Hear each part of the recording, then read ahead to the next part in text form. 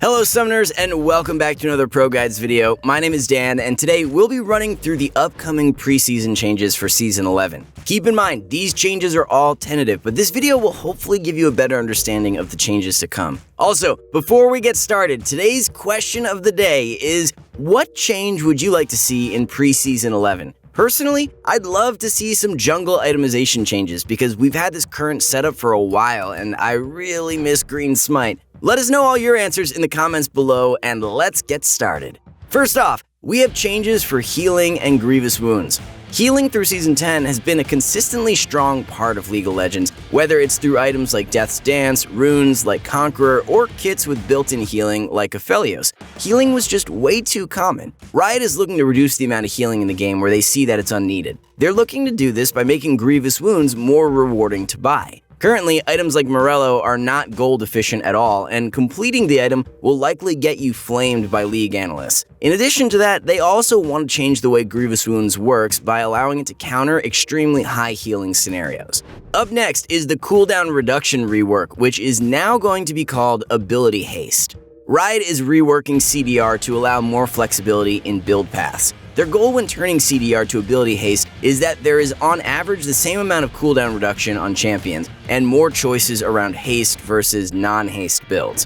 1. Ability Haste will stack linearly. In its current state, CDR stacks exponentially, so the more CDR you get, the more valuable it becomes. Because of this change, the amount of Ability Haste you buy will have a linear impact rather than an exponential one. Other stats such as armor, MR, attack speed, and most other stats in the game already scale linearly.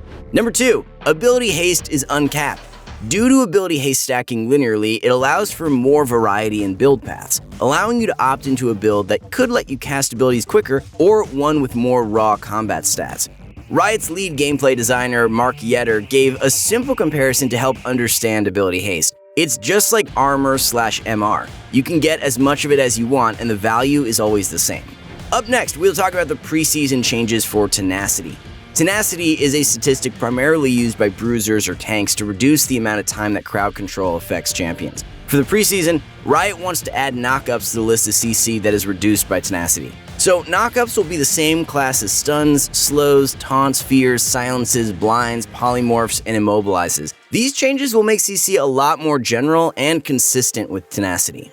It will allow people to have an easier time planning and understanding when to itemize into Tenacity. However, do keep in mind that knockbacks and pulls are not the same as knockups, so they will not be affected by these Tenacity changes. There will also be a few ultimate spells in the game that are knockups, like Vi R, that they will be tweaking into knockup plus suppression.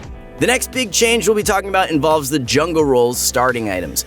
Similar to how the support role was reworked last year to have 4 different starting items, Riot wants to include something similar in the jungle role. They want junglers to have a starting item that doesn't require monetary investment. The starting item will give stats and resource bonuses, so junglers can focus all their gold from their clear into item purchases, leading to more standard builds paths. This could be a very positive change for junglers, as it allows them to buy full items and have similar scaling to laners. But it could also be a very negative change for the jungle role, as many junglers rely on the jungle enchantment as a big power spike to carry them through the early game. Up next, we have the new concepts for marksman items. Currently, an issue for the marksman is that they have too many items that are essential to their builds to be able to do consistent damage. Due to this issue, there is a lack of diversity in marksman's item builds. Another common issue with marksman players is that they're too team reliant in being able to do damage. Riot wants to add items that allow marksmen to be more independent and help them survive when not supported by a team. But in return, it'll be costly and won't give the same amount of consistent damage as you'd normally have from the standard items. Riot also wants marksmen to have a more satisfying first item spike, so they're allowed to affect the game at an earlier time frame. They're also trying to fill the gap in item builds to help in different situations and matchups. Specifically, they're currently looking to add an AD armor item and more spellcaster marksman options. Next up is the changes to the mage items. An apparent issue with mages today is that their first set of first items don't have clear trade-offs or have much variety in what you can build first. People normally build GLP or Luden's Echo first, maybe even sometimes a proto belt. Their first items are usually predetermined based on which item is the strongest in the meta. Item choices in the mid to late game are a lot more diverse, so focusing on changing the first item spike for mages will be key in the preseason. They're also looking to make artillery mages more satisfying, and are working on an item that will help highlight the strengths of artillery mages, which is their long range and their abilities. Due to the new addition of ability haste, this will help them create these items. It can allow for mages to opt into haste-focused builds or builds that give up haste for more raw damage or other stats. Next up will be the AP Fighters or AP Assassins itemization changes.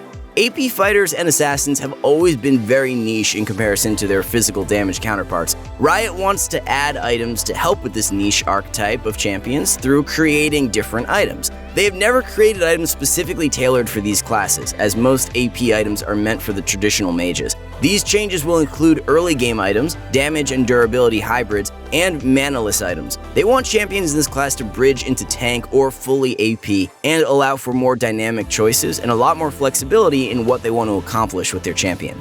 The biggest change of these preseason changes is diversity in the core item builds. They want to add tailored defensive options, as most builds just slap Asterix Gauge or Death's Dance based on what champ you're playing, regardless of enemy team composition, and just kinda call it good. Unlike the AP Bruiser/Assassin changes who use mage items, they already have bruiser items such as Black Cleaver or Trinity Force. They want to add more items that can compete with those two to be included in the core items.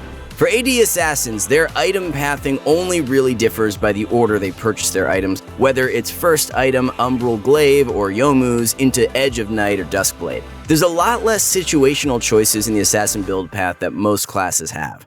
They want more variety of choices in the Assassin class. They also want to add late-game Assassin items, as most endgame items for Assassins are taken from other classes, which aren't the most optimal item choices. They're going to evaluate what items make sense for them in the late game, maybe a specialized Assassin option.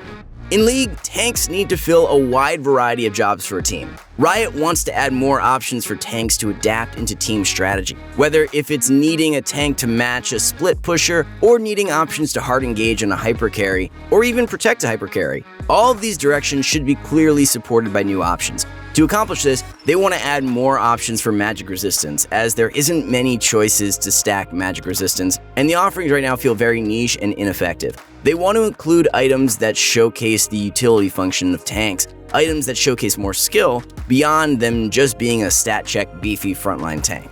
They're also looking to add late game capstone items that are only efficient when brought in the late game, similar to a Last Whisper or a Rabadon's Death Cap. They're hoping to include one or two of these items for tanks to have a satisfying spike in the late game.